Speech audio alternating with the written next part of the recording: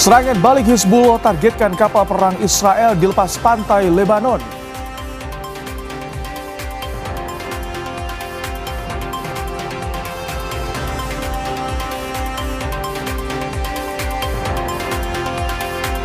Iran kembali tutup Selat Hormuz usai serangan Israel ke Lebanon. AS tuntut Selat Hormuz kembali dibuka.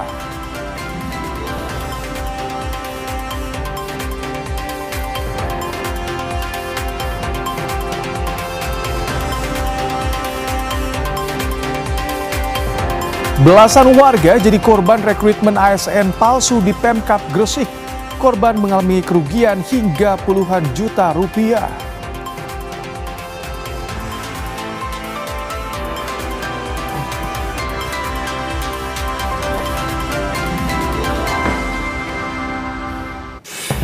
Praktik sains di sekolah berujung petaka. Seorang siswa SMP di Siak, Riau tewas akibat ledakan senapan yang dirakitnya.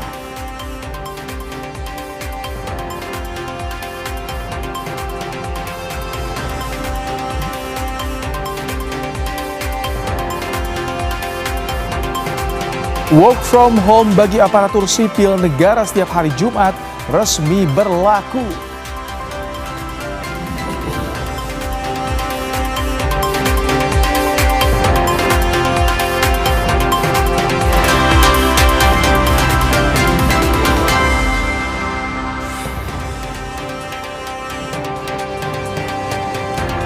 Halo, selamat malam saudara. Anda kembali menyaksikan program Kompas Malam bersama saya Rahmat Ibrahim.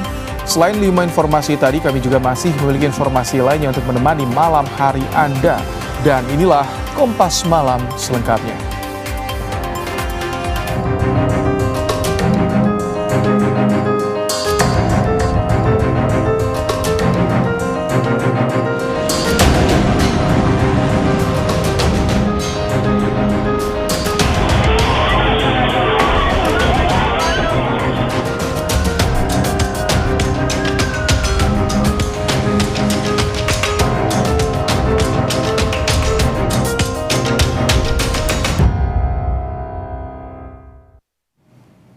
Saudara, di tengah serangan udara Israel yang meluas di seluruh Lebanon, Hizbullah mengklaim telah melancarkan serangan rudal ke kapal perang Israel di lepas pantai Lebanon.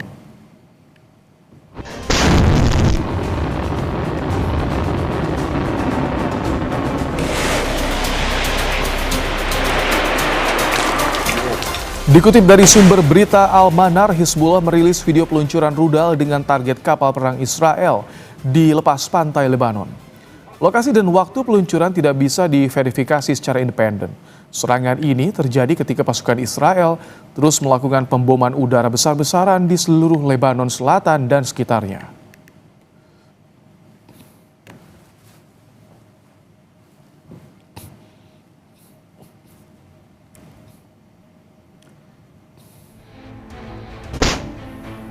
Video lain yang juga dirilis Hizbullah melalui media Al-Manar menunjukkan sejumlah pasukannya sedang menyiapkan rudal berjenis rudal jelajah.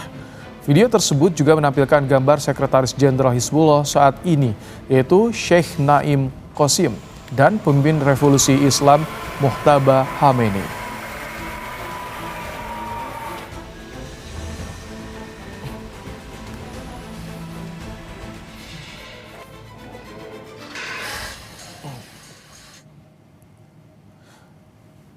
Sementara itu, sistem pertahanan udara Israel berupaya mencegah serangan rudal yang diluncurkan dari Lebanon yang menargetkan wilayah tengah Israel termasuk area sekitar Tel Aviv. Sumber berita Al-Manar tidak mengonfirmasi dari mana asal serangan rudal tersebut.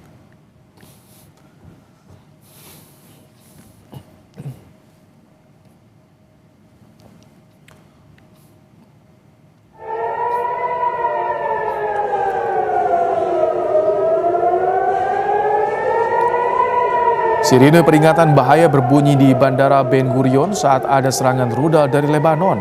Tampak bandara dalam kondisi sepi. Laporan media menyebutkan jadwal penerbangan di Bandara Ben Gurion sempat terganggu. Penumpang dan staf bandara diarahkan ke ruang perlindungan.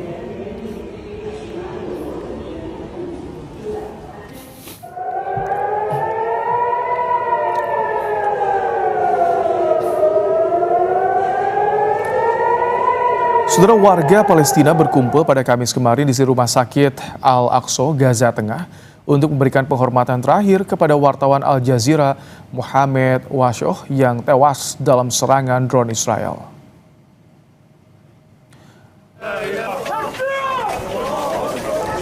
Duka menyelimuti keluarga dan rekan wartawan Al Jazeera Mohamed Washoh yang tewas dalam serangan hari Rabu. Ini bukan kali pertama serangan Israel menyasar wartawan yang bertugas di Gaza. Komite Perlindungan Jurnalis (CPJ) mengutuk serangan Israel yang menewaskan Washoh. Diperkirakan lebih dari 200 jurnalis dan pekerja media Palestina tewas sejak 2023.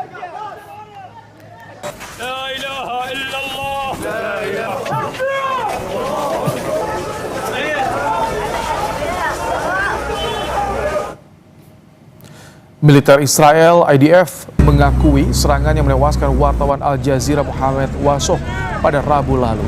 Lewat akun resmi Telegramnya, IDF juga merilis video serangan drone yang menewaskan Washoh.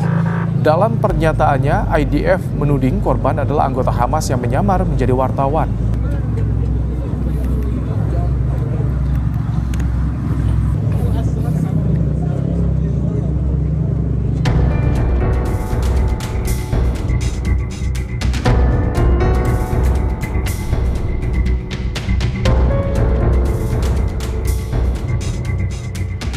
Serangan Israel ke Lebanon dalam beberapa hari terakhir mengancam gencatan senjata yang sudah disepakati Amerika Serikat dan Iran.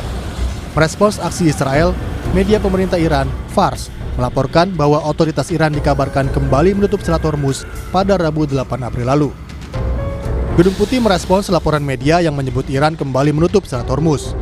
Juru bicara Gedung Putih, Caroline Leavitt, menyatakan penutupan Selat Hormuz tidak bisa diterima.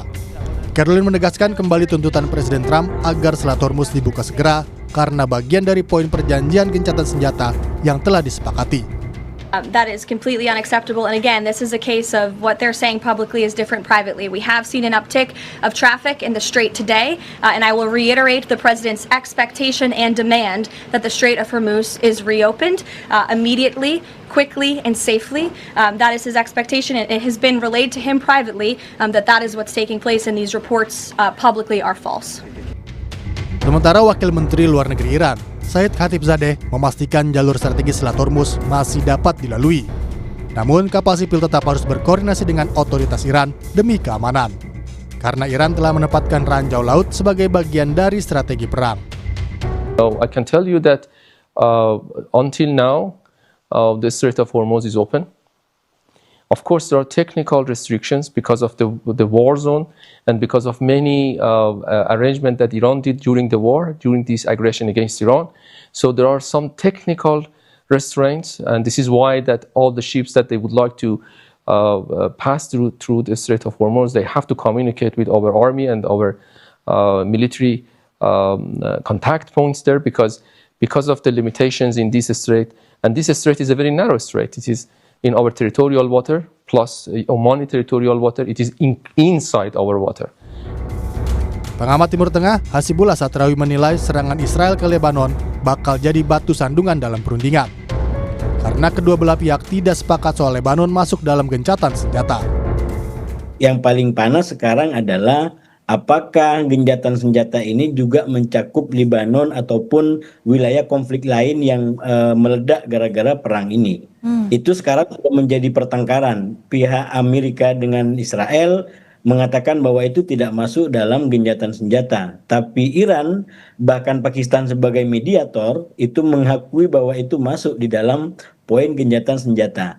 Jadi ini secara materi sudah menjadi pertengkaran sendiri gitu. Sebelum mereka satu meja, mereka sudah bertengkar dalam prinsip itu. Tapi memang kabar baiknya, walaupun ada pertengkaran yang tajam, mereka tetap datang. Nah ini yang membuat saya paling tidak menilainya 50-50. Perundingan antara Amerika Serikat dan Iran rencananya digelar di Islamabad, Pakistan pada Jumat malam waktu setempat. Jelang perundingan, Islamabad sedang berada dalam status lockdown. Sejumlah tentara berjaga di beberapa titik kota. Pemerintah juga telah menutup jalan utama dan mendirikan pos pemeriksaan di berbagai titik strategis. Yang membahas eskalasi jelang perundingan yang digelar di Islamabad, Pakistan menuju perdamaian. Kita saat ini sudah bersama dengan pengamat Timur Tengah dari UNPAD, Dina Sulaiman. Selamat malam, Bu Dina. Iya, selamat malam Mas Rahmat. Bu Dina, ini serangan Israel ke Lebanon buat Iran tutup lagi Selat Hormuz. Apakah ini kondisi seperti ini bakal berpengaruh ke perundingan yang akan digelar saat lagi? Saya pikir sangat berpengaruh ya karena buat Iran Lebanon ini garis merah ya karena Iran memandang bahwa perjuangan yang dilakukan oleh Hizbullah Lebanon itu satu kesatuan dengan perjuangan yang dilakukan oleh Iran dalam melawan Israel dan Amerika Serikat. Bagaimana dengan Palestina? Ya, Iran memang mendukung Palestina dan selama ini juga memberikan bantuan senjata juga ke Palestina, tapi Palestina kan sebenarnya sudah ada dalam format atau skema perjanjian yang lain ya dengan mediator Mesir, Qatar dan lain-lain. Sehingga untuk kali ini dalam 10 poin proposalnya Iran, Lebanon ini secara eksplisit disebut meskipun dalam sebuah kalimat yang menunjukkan keumuman ya bahwa Amerika Serikat bersedia bersama sekutunya itu menghentikan perang di semua kawasan termasuk Lebanon. Nah, ada kata sekutu di sini. Nah, sekutu yang dimaksud ya tentu saja Israel karena Israel yang bersama Amerika Serikat itu menyerang Iran. Nah, pernyataan-pernyataan dari para pemimpin Iran termasuk para petinggi IRGC itu sudah jelas ya bahwa selama Israel belum menghentikan serangannya ke Lebanon tidak akan ada perundingan. Nah, ini Oke. saya pikir yang menjadi penghalang utama dalam Nah itu, perundingan yang karena akan dilakukan di Bu Dina, Lebanon. saat gencatan senjata saja, ini serangan Israel ke Lebanon masih terus meningkat. Jadi bagaimana nanti jalannya perundingan? Apakah ini persentasenya akan mengarah ke deadlock atau bagaimana menurut Anda? Iya, kalau persentase mungkin ya saya kurang bisa menetapkan angka ya, tapi kemungkinan besar memang deadlock karena apa? Bagaimana bisa berunding dengan pihak yang tidak bisa dipegang kata-katanya, kan gitu ya. Di awal di pagi hari di Rabu ya tanggal jam 7 pagi itu kan Trump mengatakan bersedia berunding untuk membicarakan 10 poin proposal dari Iran. Lalu hanya hitungan jam Israel kemudian menyerang Lebanon, lalu pernyataan Trump adalah Lebanon tidak masuk dalam 10 poin itu. Bahkan juru bicara Trump secara eksplisit mengatakan Trump tidak menerima 10 poin tersebut. Oh, Loh, jadi gimana bisa berunding dengan orang yang pendapatnya begitu drastis oh, berubah. Awal oke. bilang iya, habis itu bilang tidak Oke, gitu. jadi kalau yang bisa Anda baca nih dari gencatan senjata kemarin itu apakah memang ini jalan pintas atau exit strategi dari Iran dan juga Amerika Serikat karena mereka berdua kewalahan dengan perang berkepanjangan atau apa sih maksud dari gencatan senjata kemarin itu? Baik, kalau kita lihat kronologinya sebenarnya kan yang selalu berulang kali menuntut agar ada gencatan senjata, agar datang ke meja perundingan itu adalah Trump. Jadi Trump setiap kali mengancam akan menyerang itu kan selalu dibarengi dengan let's make a deal gitu ya.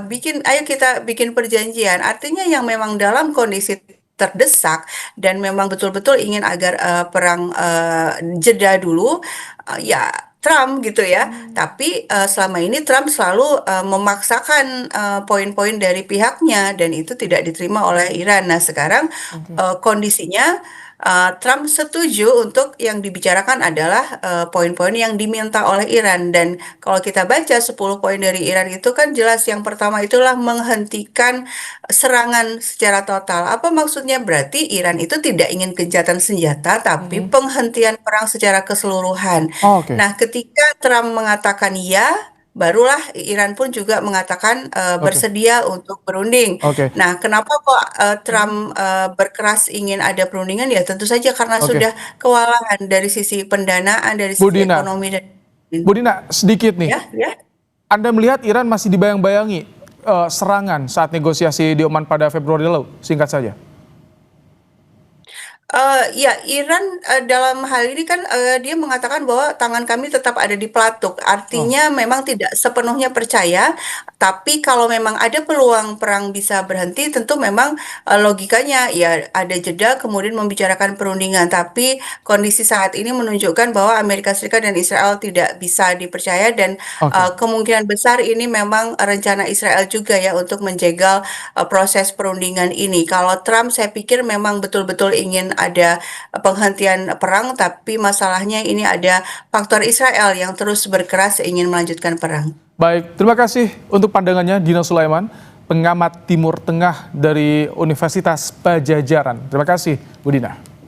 Ya, terima kasih. Usai jeda, Kompas Malam kembali dengan informasi belasan warga Gresik kena prank SKPNS palsu. Korban mengalami kerugian hingga puluhan juta rupiah.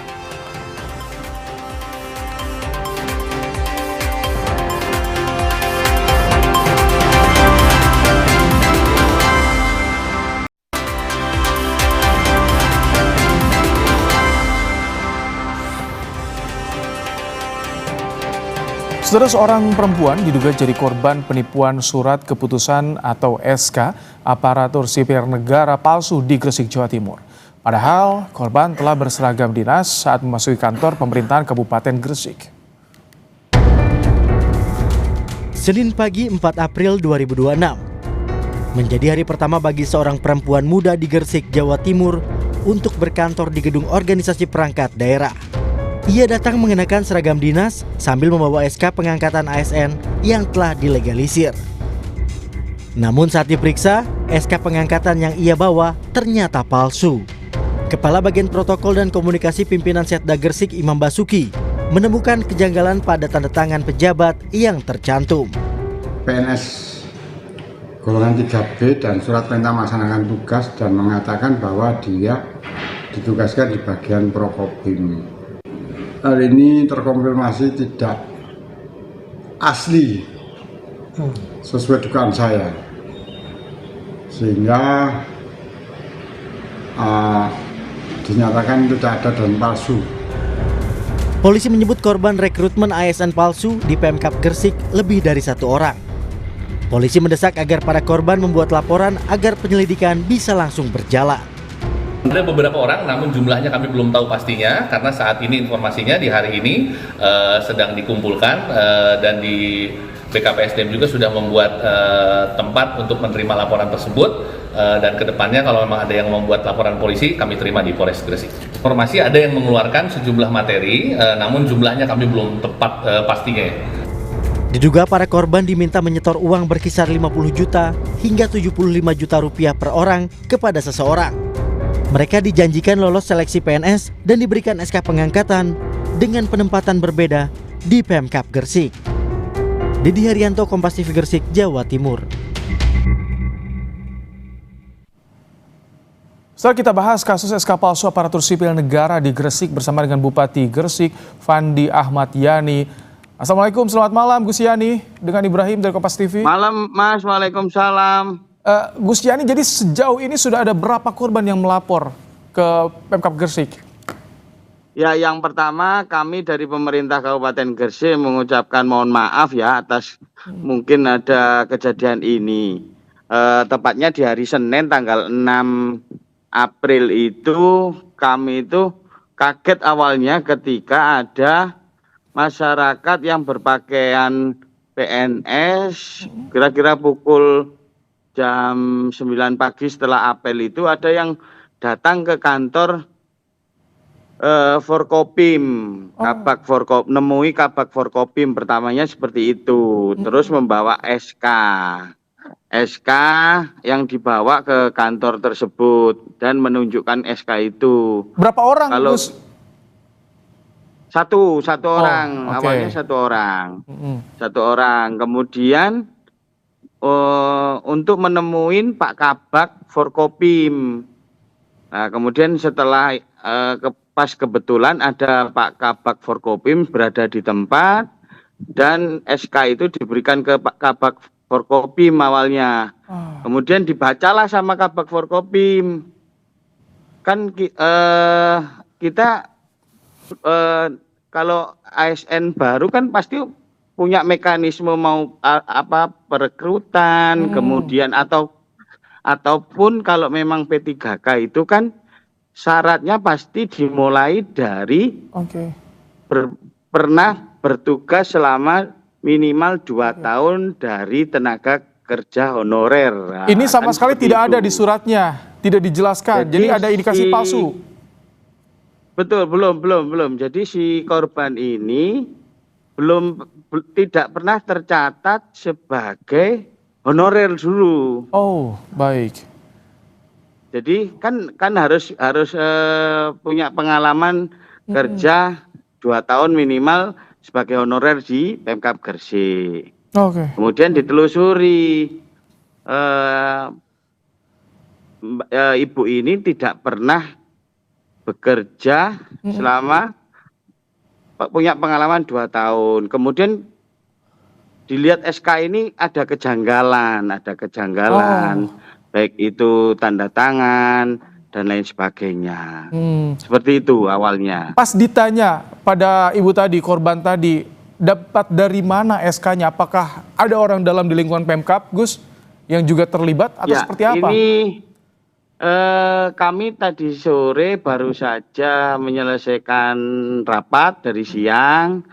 Ada inspektorat, kemudian ada BKSDM, kemudian ada bagian hukum. Kami sudah duduk bersama dan menindaklanjuti follow up ini untuk kepada pihak yang berwenang, yaitu Polres Gresik, dan pemerintah Kabupaten Gresik sudah membuat laporan kepolisian tentang pemalsuan surat, tentunya pemalsuan dokumen SK tersebut.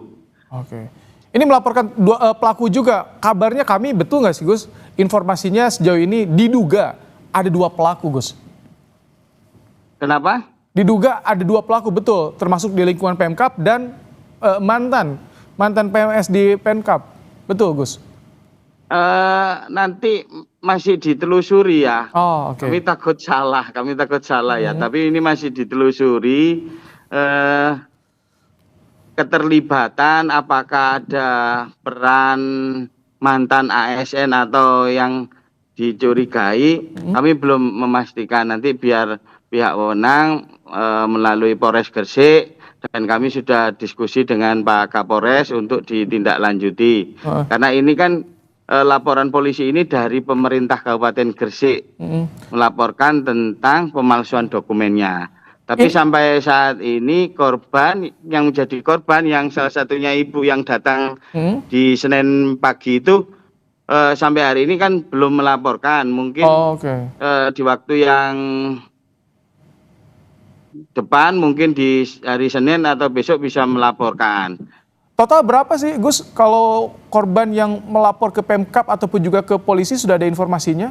Rata-rata mereka kepastiannya berapa sih? Belum tahu pasti berapa jumlah korbannya ya, tapi nanti mungkin Senin bisa kita tahu. Kita juga buka pengaduan di Pemkab, barangkali ada korban-korban yang lain yang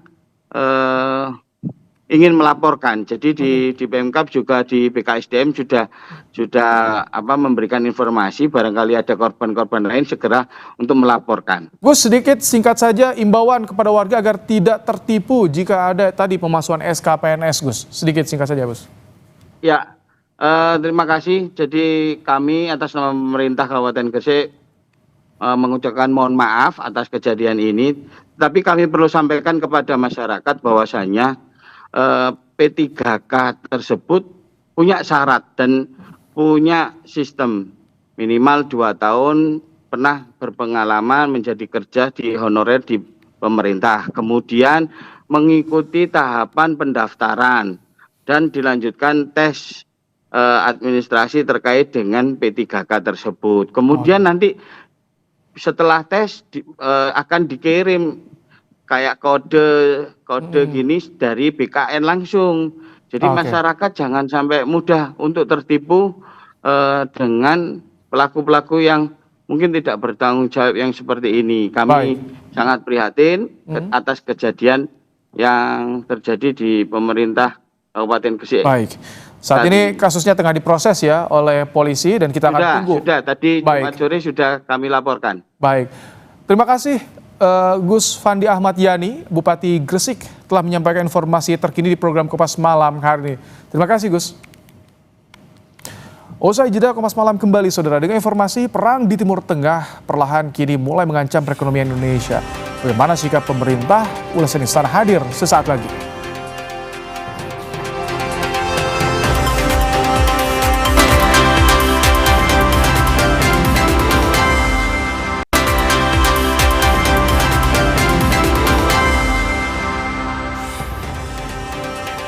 Perang di Timur Tengah perlahan kini mulai mengancam perekonomian Indonesia. Harga sejumlah komoditas mulai naik imbas kenaikan biaya energi. Bagaimana mitigasi pemerintah agar rakyat tak semakin terbebani? Inilah ulasan Istana selengkapnya.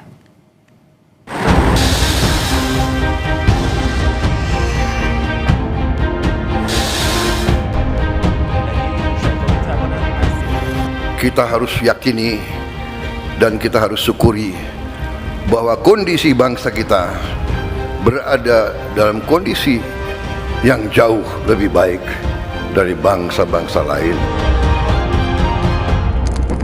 Tekanan geopolitik imbas perang di Timur Tengah mulai mempengaruhi harga komoditas pangan dunia dan komponen biaya energi global.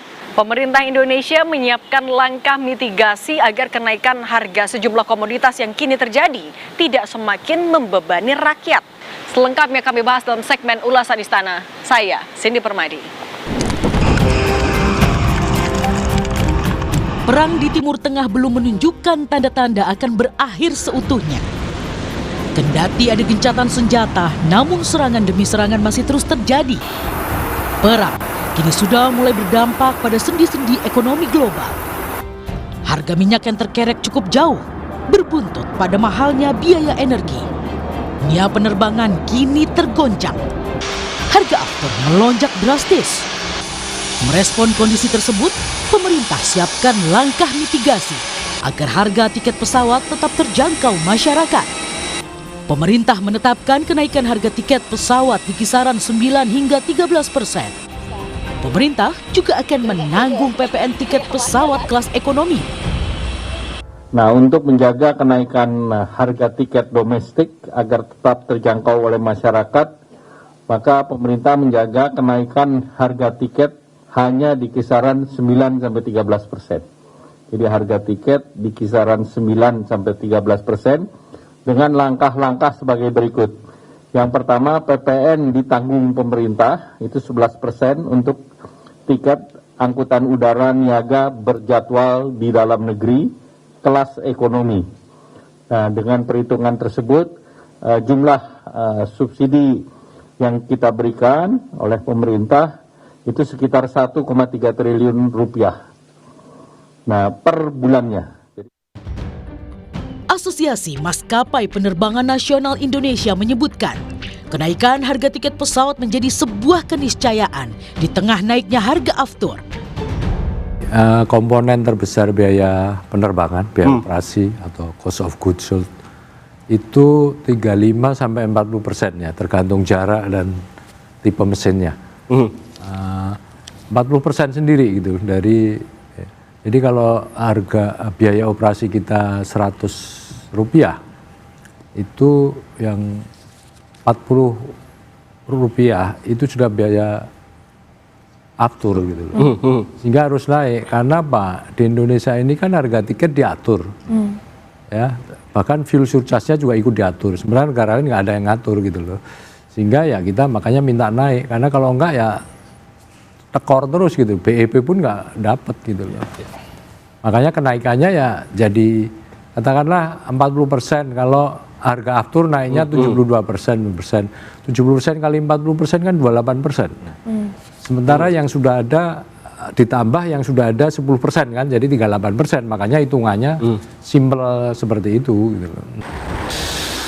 Efek perang di Timur Tengah kini juga sudah mulai merongrong kestabilan harga komoditas pangan dunia. Asosiasi Pangan Dunia (FAO) menyebutkan indeks harga pangan naik selama 2 bulan berturut-turut. Dalam rilisnya, FAO menuliskan indeks harga pangan atau FFPI rata-rata mencapai 128,5 poin pada Maret 2026, naik 3,0 poin, 2,4% dari angka revisi Februari, menandai kenaikan selama 2 bulan berturut-turut. Indeks harga di semua kelompok komoditas, sereal, daging, produk susu, minyak nabati, dan gula naik dalam berbagai tingkat yang mencerminkan tidak hanya fundamental pasar yang mendasarinya, tetapi juga respons terhadap harga energi yang lebih tinggi yang terkait dengan eskalasi konflik di Timur Dekat. Harga energi yang naik imbas perang Timur Tengah memperparah kondisi kenaikan harga pangan, salah satunya komoditas kedelai. Pengrajin tahu dan tempe di Nusantara kini mulai menjerit.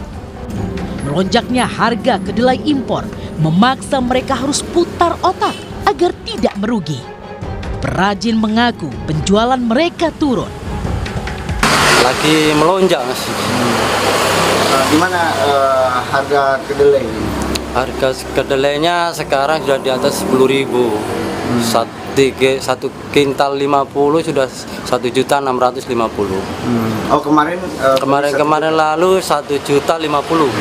Kalau harga jual tempenya ya alhamdulillah sih lancar, Mas. Hari-hari alhamdulillah lancar, mulai lebar. Cuman harganya sih yang bikin agak diperkecil ukurannya. Beban semakin bertambah karena bukan hanya kedelai sebagai bahan baku yang mengalami kenaikan. Plastik yang digunakan sebagai kemasan juga ikut naik. Harga plastik naik akibat harga minyak dunia yang kian mahal, sehingga memicu kenaikan ongkos produksi. Pedagang plastik di Kota Padang mengaku stok plastik menipis, harganya pun naik mencapai 100%. Yang paling tinggi itu kayak plastik gula, kemasan gula gitu. Kemasan gula sama Plastik bening itu? Ya, plastik bening. Kapan? Itu kira-kira 50% lah ya. Dari berapa ke berapa itu? 1%? Dari harganya 27 sekarang sudah 50 atau 48.000 per kilonya. per kilonya. Ini sudah sejak kapan kenaikan harganya? Sejak pertengahan puasa, tapi lebih melonjaknya setelah Lebaran.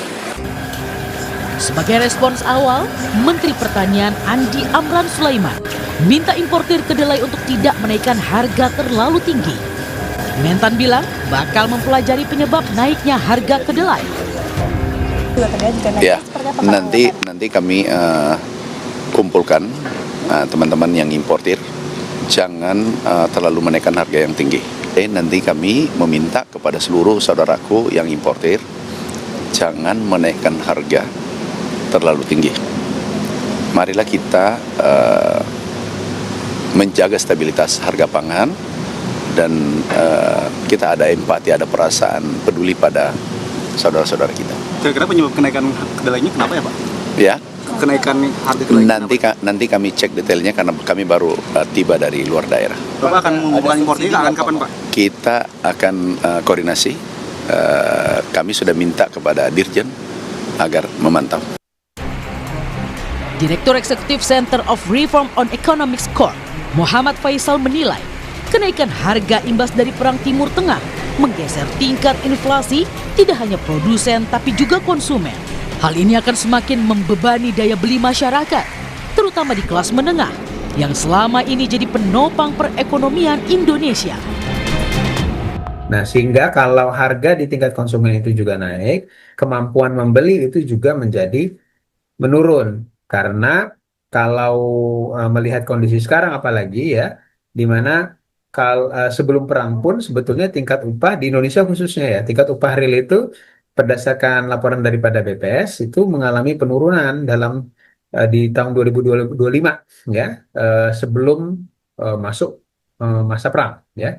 Nah, sehingga dalam kondisi seperti itu dari sisi income-nya secara real itu turun, maka dengan inflasi maka akan semakin menggerus juga dari sisi daya beli. Dan tentu saja konsumen akan menjadi semakin selektif dalam berbelanja yang di luar barang-barang esensial atau basic needs ya. dan disposable income-nya otomatis juga semakin turun lagi, dan ini semakin kentara terutama pada lapisan yang di kelas tengah. Kendati dibayang-bayangi kenaikan harga minyak dunia dan komoditas pangan, angin optimistis masih digaungkan pemerintah. Presiden Prabowo Subianto menegaskan, dengan kondisi kritis Timur Tengah saat ini, Indonesia berada dalam kondisi yang aman. Bahkan Prabowo menilai Indonesia lebih dari negara-negara lain. Jadi saudara-saudara, apa yang kita alami sekarang, krisis yang terjadi di Timur Tengah yang membuat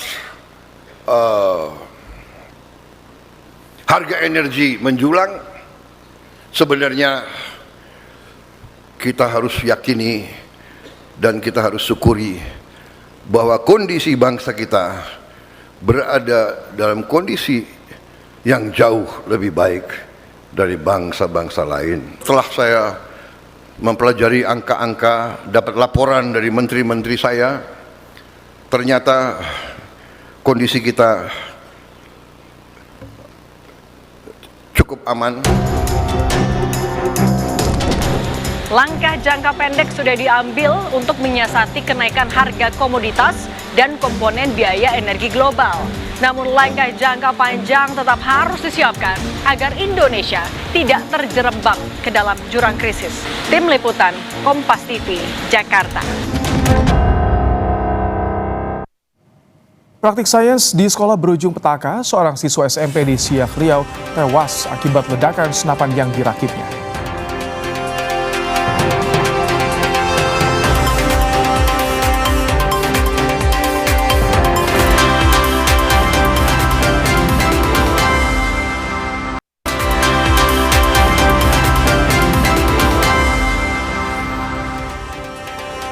Saudara, di tengah serangan udara Israel yang meluas di seluruh Lebanon, Hizbullah mengklaim telah melancarkan serangan rudal ke kapal perang Israel di lepas pantai Lebanon.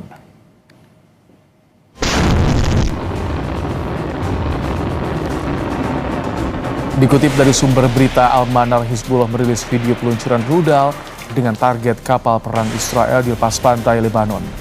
Lokasi dan waktu peluncuran tidak bisa diverifikasi secara independen. Serangan ini terjadi ketika pasukan Israel terus melakukan pemboman udara besar-besaran di seluruh Lebanon Selatan dan sekitarnya.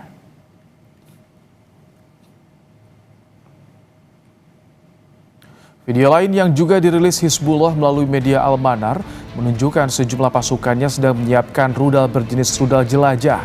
Video tersebut juga menampilkan gambar Sekretaris Jenderal Hizbullah saat ini, yaitu Sheikh Naim Qasim dan pemimpin revolusi Islam Mujtaba Khamenei.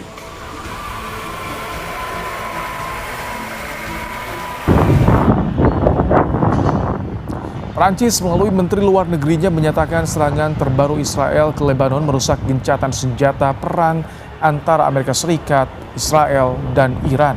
Menurut Prancis, tak ada toleransi terhadap serangan Israel pada Rabu lalu ke Lebanon, tepat sehari gencatan senjata berlangsung. Sebelumnya, Israel menyatakan gencatan senjata terhadap Iran tak berarti berhenti menyerang Hizbullah di Lebanon. Ces attaques sont d'autant plus intolérables qu'elles fragilisent le cessez-le-feu temporaire qui a été trouvé hier entre les États-Unis et l'Iran. Sementara itu, Dewan Hak Asasi Manusia PBB mengutuk serangan terbaru Israel ke Lebanon. PBB menyebut serangan itu sebagai tindakan mengerikan yang semakin menekan perdamaian yang rapuh di kawasan Teluk. PBB menyerukan penyelidikan cepat dan independen terhadap serangan tersebut dan membawa pihak yang bertanggung jawab ke pengadilan. The killing and destruction in Lebanon today is nothing short of horrific. Such carnage, hours after agreeing to a ceasefire with Iran, defies belief. It places enormous pressure on a fragile peace, which is so desperately needed by civilians. There must be prompt and independent investigations into all alleged violations, and those responsible brought to justice.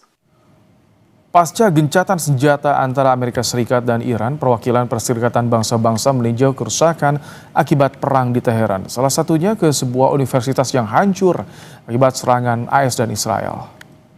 Pada Kamis waktu setempat, utusan pribadi Antonio Guterres, Sekretaris Jenderal PBB, meninjau kerusakan di Universitas Teknologi Syarif Teheran. Kampus tersebut hancur diserang Israel pada 6 April lalu. Kementerian Sains Iran menyatakan tinjauan ini untuk menilai kerusakan sebelum laporan rincinya diserahkan ke PBB.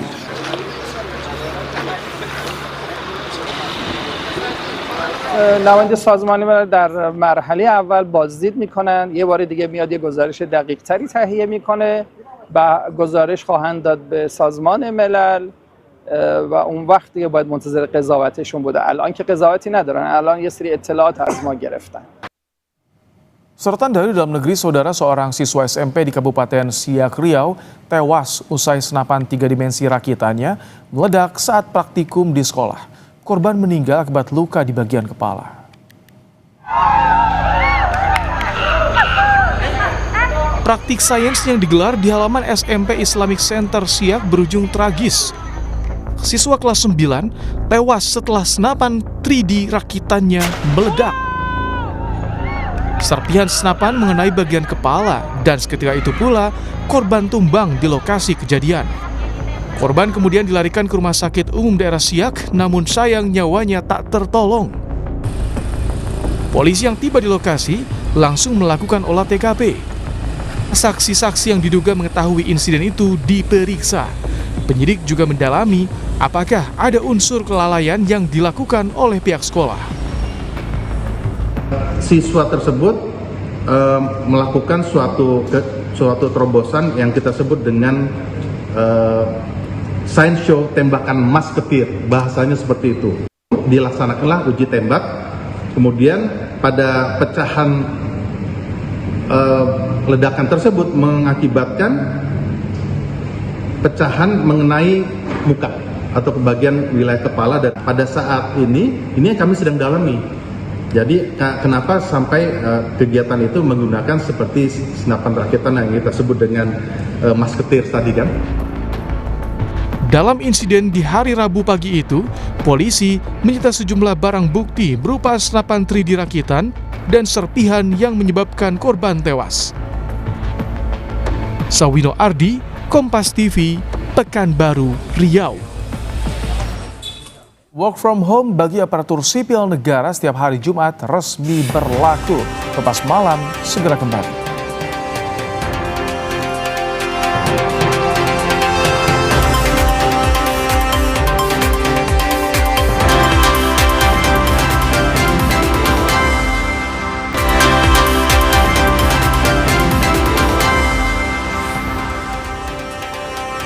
Seorang penumpang menahan pintu kereta cepat Wush yang akan menutup.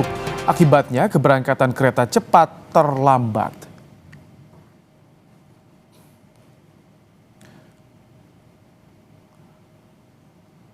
Aksi seorang penumpang yang menahan pintu kereta cepat Wush di stasiun Padalarang ini terjadi pada Selasa 7 April lalu. Saat itu penumpang menyadari ada barang miliknya tertinggal di peron. Pihak KCIC mengatakan tindakan menahan pintu kereta tidak hanya mengakibatkan keterlambatan hingga 2 menit, tapi juga menyebabkan sensor pintu otomatis di kereta terganggu.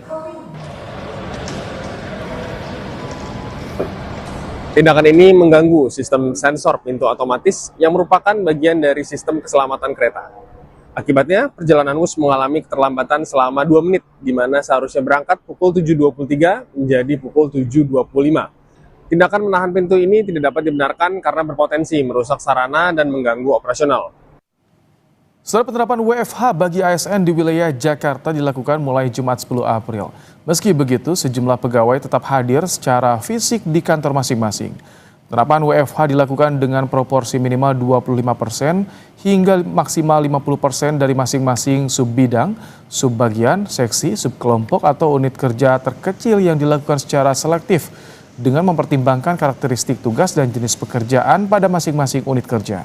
Gubernur DKI Jakarta Pramono Anung bilang, Pemprov DKI Jakarta telah memiliki infrastruktur yang kuat untuk melakukan pengawasan pelaksanaan WFH. Jakarta sudah membuat instruksi Sekda, kita sudah membuat rapat. Saya yakin Jakarta yang pertama kali mengatur itu, bahkan pergubnya sendiri saya sudah tanda tangani.